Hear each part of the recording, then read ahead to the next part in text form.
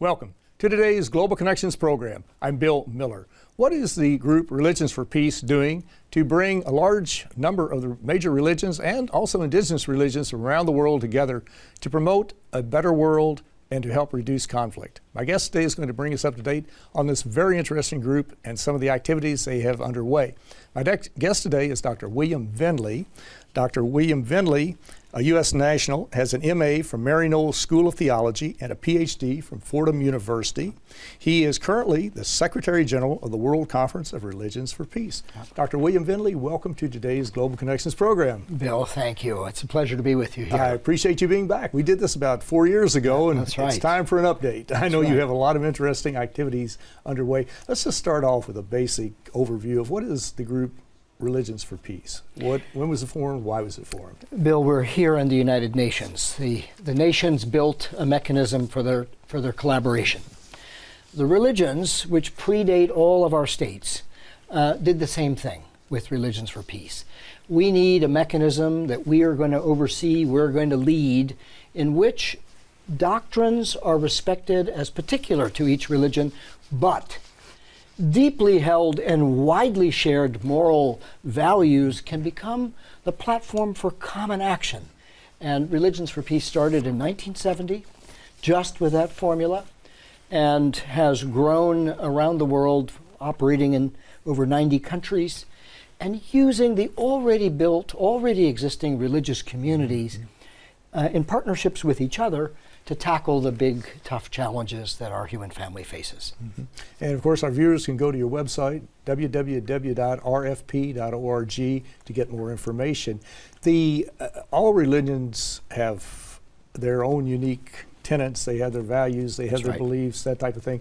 There's a lot of diversity, but there's still a large commonality amongst every human on the planet, all 7.4 billion of us. That's right. And it's great to bring them together to focus on this commonality and to see where they can work together. Now, of the religious groups, what is your basic membership look like? I mean, do you have the four major religions, indigenous religions? All of the major historic religions are participants in Religions for Peace. When I say the historic religions, let's not forget the indigenous religions that are spread around the world. These are many. They are many and diverse. But today, happily, there are associations of indigenous religions. So they can all find membership in Religions for Peace that way. But then the big historic religions and the smaller historic religions are happily right in the center of Religions for Peace. Mm-hmm. How do you communicate with this diverse community around the world? We're talking billions of people. How do you stay in touch with them? Do you have workshops? Do you bring leaders to New York, to the UN? Do you go to regional meetings? So we're convening. So where are the religious people? Well, they're local. They live in localities, cities, small towns. They're also organized nationally. And they're organized by continental ways. If you go to Africa, you'll find an All-African Council of Churches or a Hindu Council of Africa. And then they're globally organized. So we build Religions for Peace on those four levels: global, regional, national, and local, because that's where the religious people are, and that's where they want to cooperate. Interesting, very interesting. Well, we'll jump into some of the issues today. Many of the scientists, in fact, the vast majority of scientists believe that climate change is our number one problem. We see that the seas are rising, the glaciers are melting, the deserts are expanding, just all types of natural phenomena are linked to climate change. How does your group view this whole issue of climate change, and what are some of the areas that you're focusing on? Well, Bill, we would turn to the world's very best scientists, many of them in relationship with the UN, and we would try to study the problem. We don't pretend the religious communities are the best qualified to study the actual dynamics of this problem. So let's all be students to the best we all have. But once it becomes clear that in fact, collectively, we are threatening the very ecological order which allowed us to arise as a species, then we realize that we're in a grave contradiction. how would we ever go about destroying the very conditions of the possibility of our own thriving? It becomes a moral issue. And now the religions are seized by this. And if you turn to Islam, you'll find Muslims searching the conscience of Islam to understand how Islam has to take a stance on this crisis. True of every one of the religious communities. And we are all in a consensus that we've got to collaborate and turn this around, that to be a Hindu or a Buddhist or a Muslim or a Jain or a Sikh or a Jew or a Christian means you have to connect the dot between your moral heritage and this crisis. You've got to be an agent of constructive change. Not only is this a natural phenomenon that's affecting everybody on the planet, nobody can escape climate change. Some people are suffering more than others. That's right. Definitely lower income, poor people around the world are suffering much more than the 1% who are not poor. And of course the poor people didn't create the problem. That's right. Which is 95% of it was human induced according to the scientists. So it is something that we all need to focus upon. Do you have a consensus of your leaders, of the religious leaders, that first off, climate change is happening, secondly, we need to be working on it together, and thirdly, do they have recommendations on what we can do Absolutely. to all three, overcome this problem? All three. So again, the religious communities want to be the students of the best science we have on this. Now that science there is an emerging consensus among the overwhelming majority of scientists. So we take that seriously.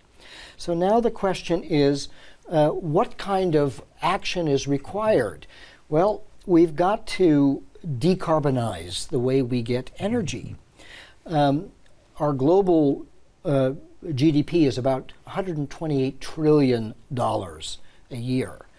It would take less than 1% per annum to mount a genuine decarbonization of our global energy systems.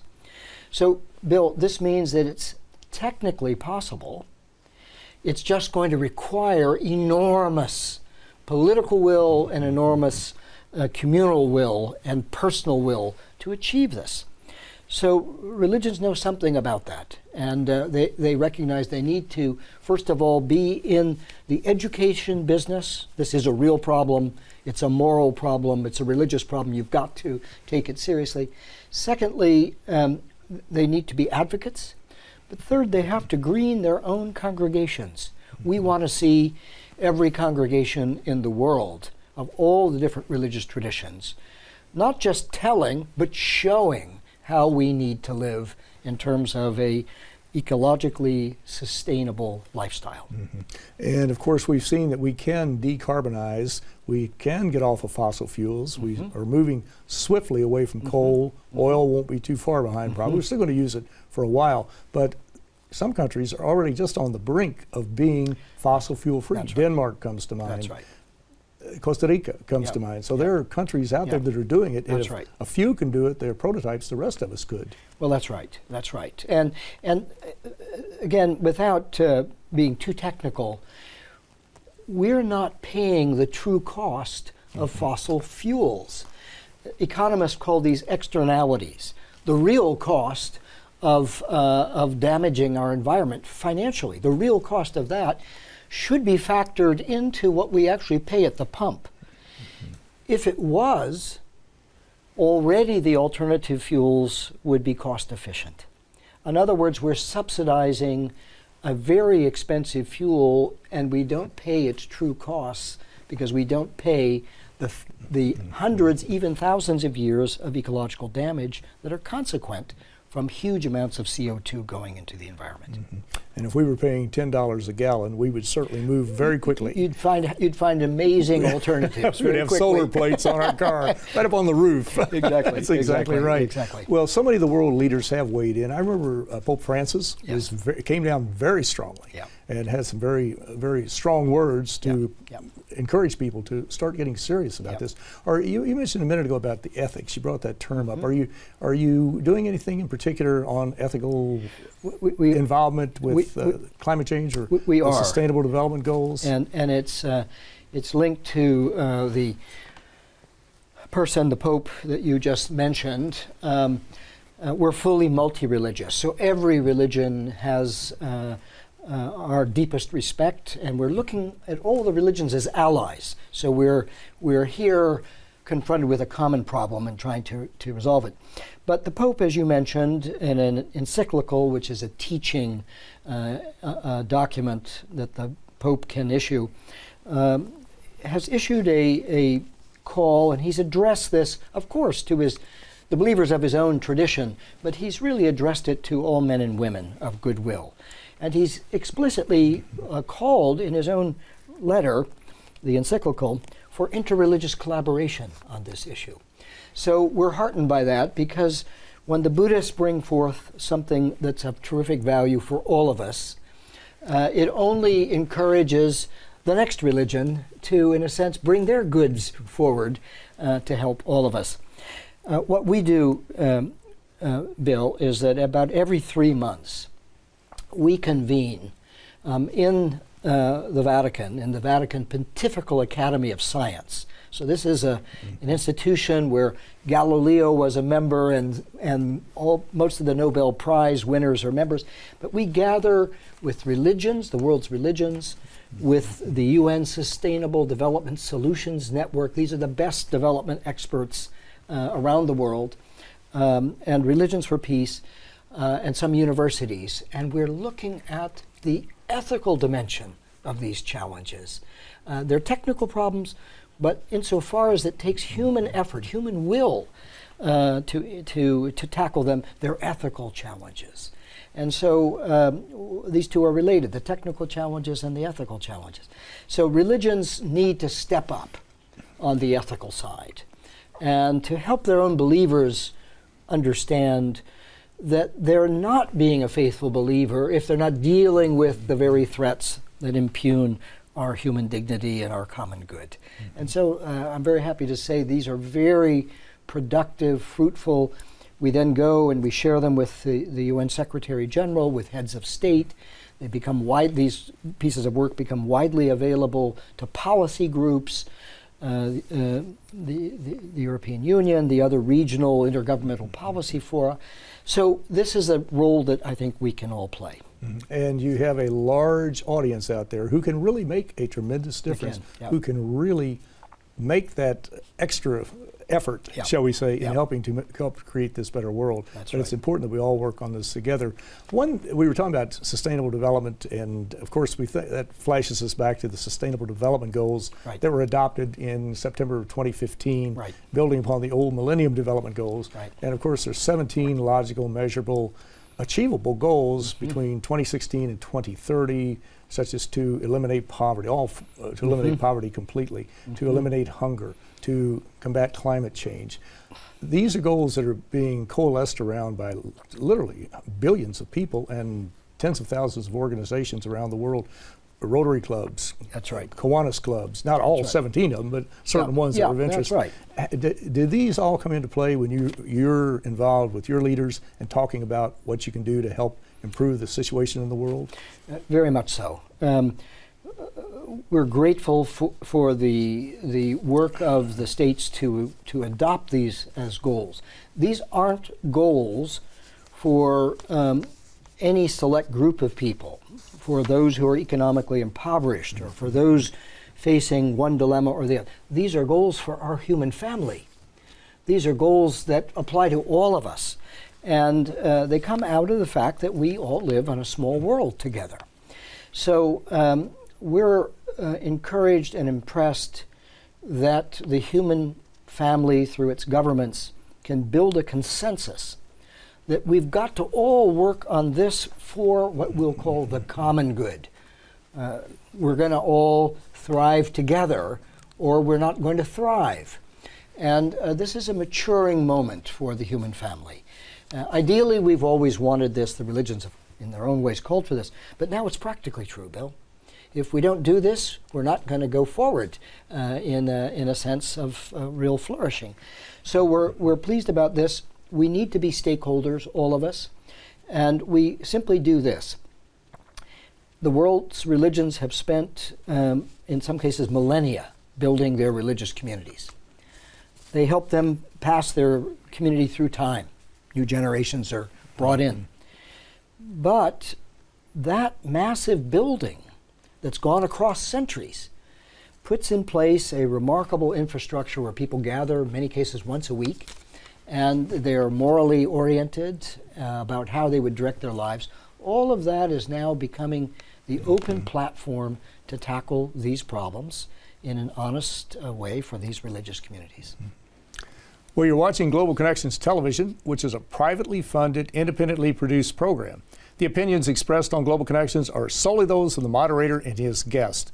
We would invite our viewers to go to our website at www.globalconnectionstelevision.com to view previous programs. Also, if you're involved with any type of PBS or community access television station, or perhaps you're with an educational institution that has an intra-campus television hookup, or you maybe just have a website and you'd like to share our shows, please feel free to do so. Global Connections Television is provided at no cost to help people better understand international issues and how they impact our lives. Today we're taking a look at a very unique organization called Religions for Peace and talking about how the religions, all types of religions, every person around the world has a role to play in helping to overcome many of our problems. My guest is an expert on this. He is the Secretary General of Religions for Peace, Dr. William Vendley. Dr. Vendley, we're talking about, we're taking care of the climate change problem, so that's out of the way. Let's shift to another very imminent problem, and that is the nuclear confrontation that's really taking place or potentially taking place with North Korea. Is this an issue that's on your radar screen? Is this something that people realize can really spin out of control, perhaps on purpose or perhaps accidentally, if there's some type of a nuclear confrontation between, be it the United States and North Korea or whomever may be involved in this? So, Bill, nuclear weapons, which have been with us since the end of the Second World War, were really at the heart of the formation of Religions for Peace.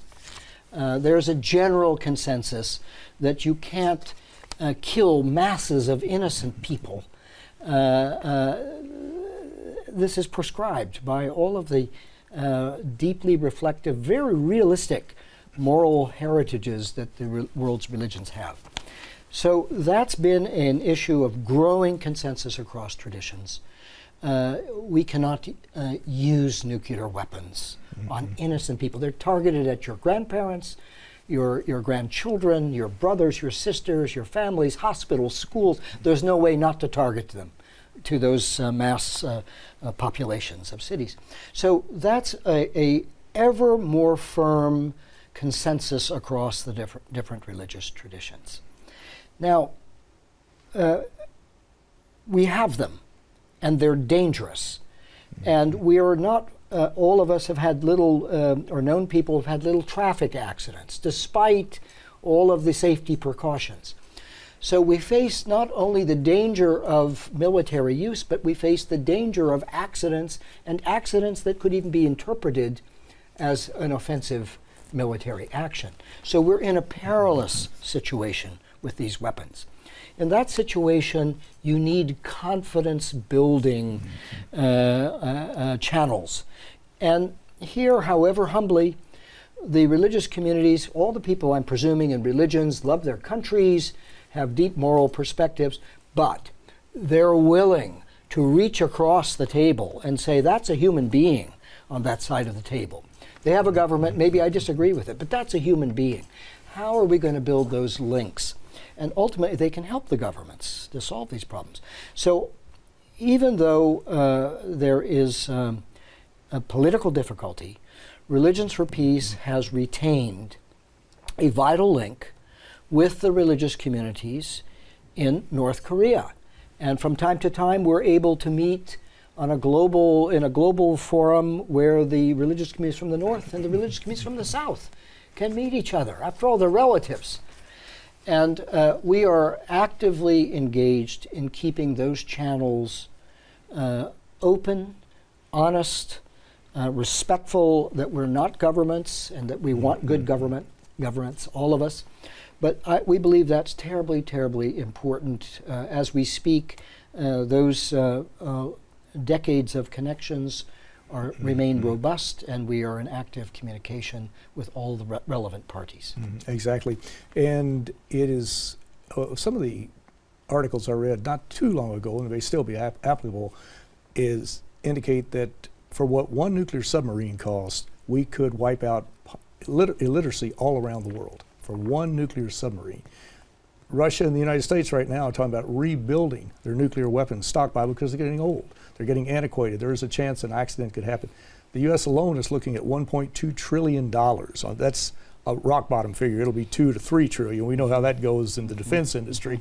But these are serious issues, and that money could be better spent trying to denuclearize the world and also to make the world safer.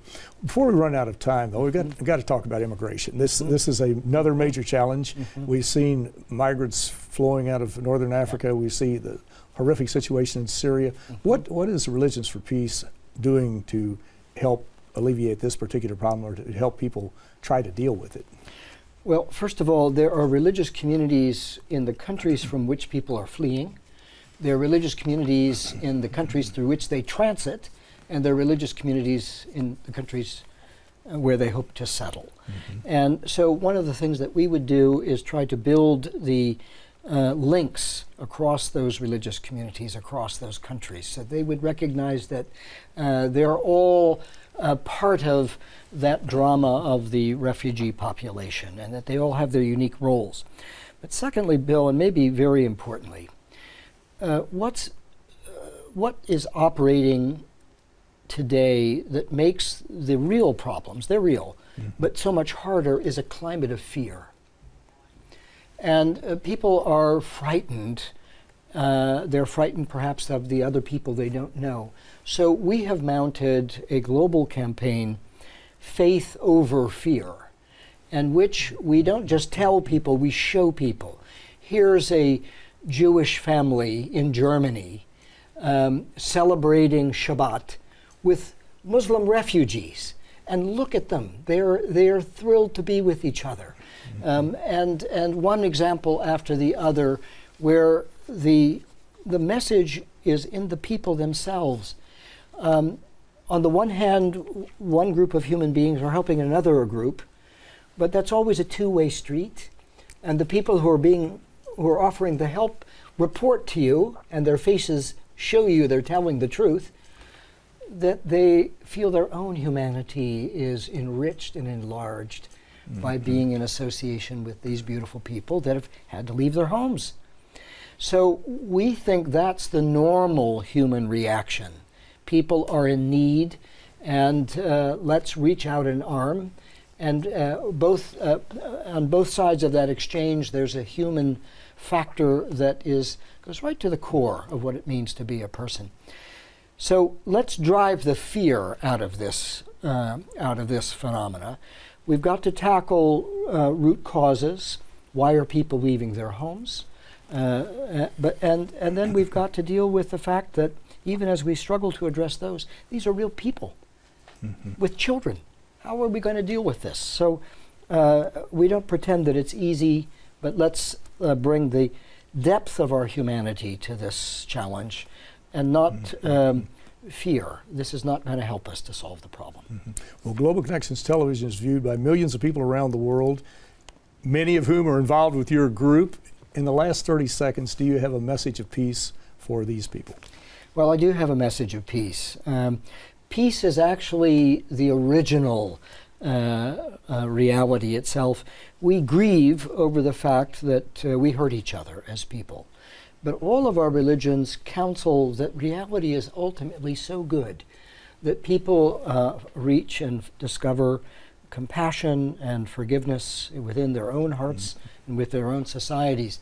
It's not a license to do bad things. It's an encouragement that, in fact, reality is on our side if we would roll our sleeves up and work together. It certainly is. Well, Dr. William Vendley, Secretary General of Religions for Peace, you're doing some remarkable work. You're bringing together religious leaders and their congregations to try to focus on these problems, because we do have to work on these together. There is no planet B, as the former Secretary General of the UN used to say. It's not out there. We're not going to move to Mars. We can't do that. We've got to deal with this planet, and we can't destroy it or we destroy ourselves. But I want to thank you so very much for a very interesting and a very informative program.